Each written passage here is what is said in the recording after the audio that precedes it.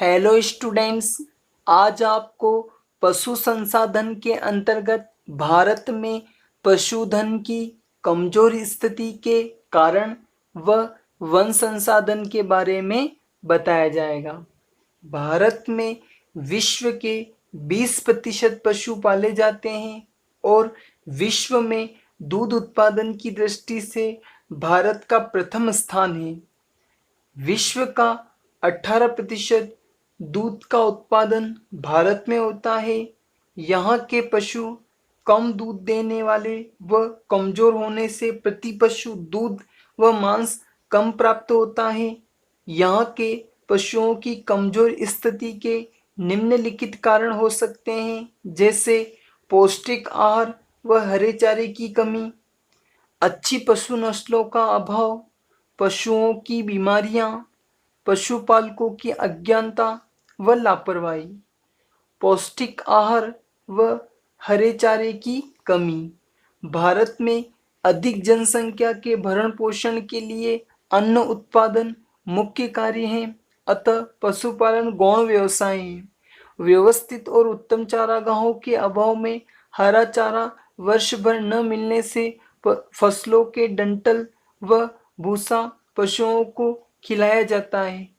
उचित पौष्टिक तथा पेट भर चारे के अभाव में पशु कमजोर होने से दूध और मांस दोनों ही कम प्राप्त होते हैं। अच्छी पशु नस्लों का अभाव। भारत में कम दूध देने वाले पशुओं की संख्या अधिक है, इसीलिए भारत सरकार पशु नस्ल सुधार हेतु कृत्रिम गर्भाधान केंद्रों व पशु चिकित्सालयों का विस्तार धीरे धीरे ग्रामीण क्षेत्रों में कर रही है।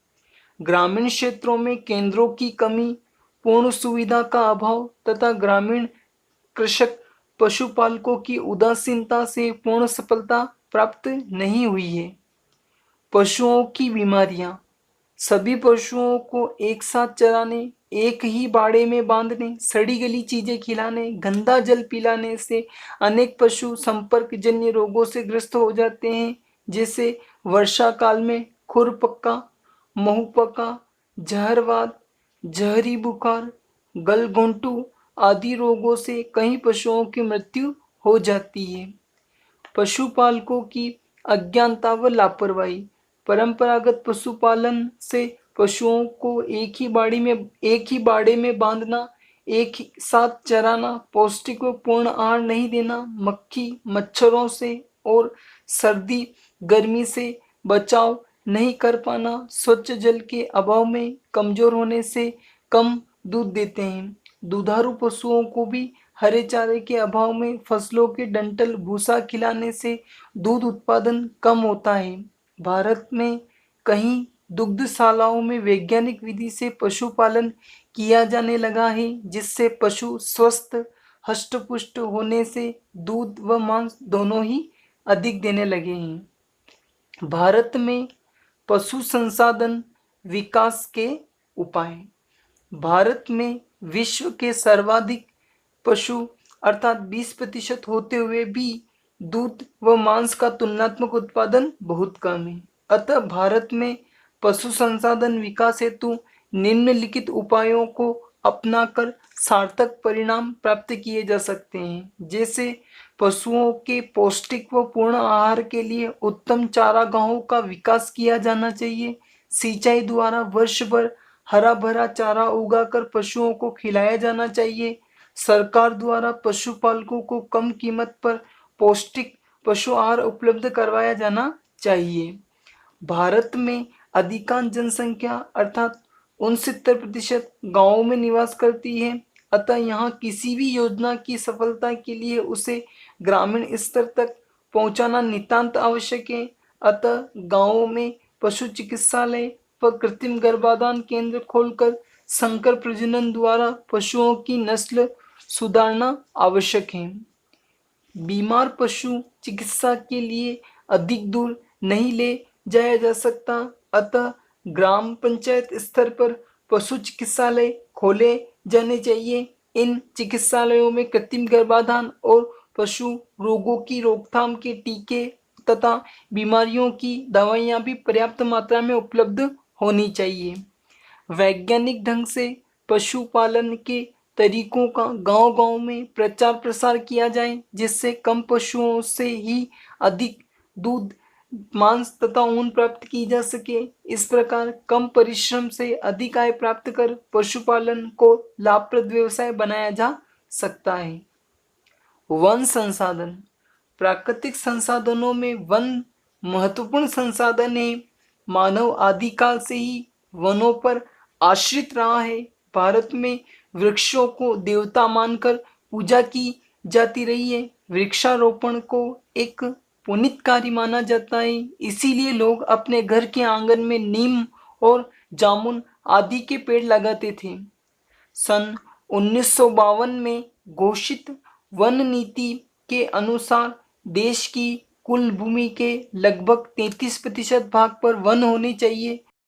स्वतंत्रता प्राप्ति के बाद वनों की अंधाधुंध कटाई और पुनः उतनी मात्रा में वन विकसित नहीं कर सकने के कारण वन क्षेत्र घटकर सन 2001 में 19.40% रह गया था। सरकार के प्रयासों और जन चेतना से इसमें वृद्धि होकर यह सन 2015 में 21.34% अर्थात 7,01,673 वर्ग किलोमीटर हो गया है। वन विनाश के कारण। भारत में घटते वन क्षेत्र के लिए निम्न कारण उत्तरदायी हैं, जैसे कृषि हेतु भूमि की मांग में निरंतर वृद्धि, तीव्र औद्योगिकरण व शहरीकरण, घरेलू आवश्यकताओं के लिए वनों की कटाई, अनियंत्रित चराई, स्थानांतरित कृषि प्रणाली व अन्य कारण। कृषि हेतु भूमि की मांग में निरंतर वृद्धि।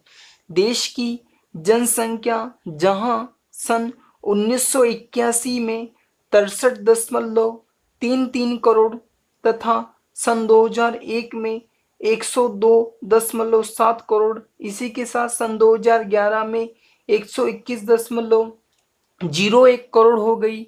इस प्रकार द्रुत गति से बढ़ती हुई जनसंख्या के भरण पोषण के लिए अधिक अन्न उत्पादन की आवश्यकता अनुभव की गई। इससे कृषि क्षेत्र में विस्तार के लिए वनों की अंधाधुंध कटाई की गई और वन क्षेत्र लगातार घटता गया। तीव्र औद्योगिकरण व शहरीकरण।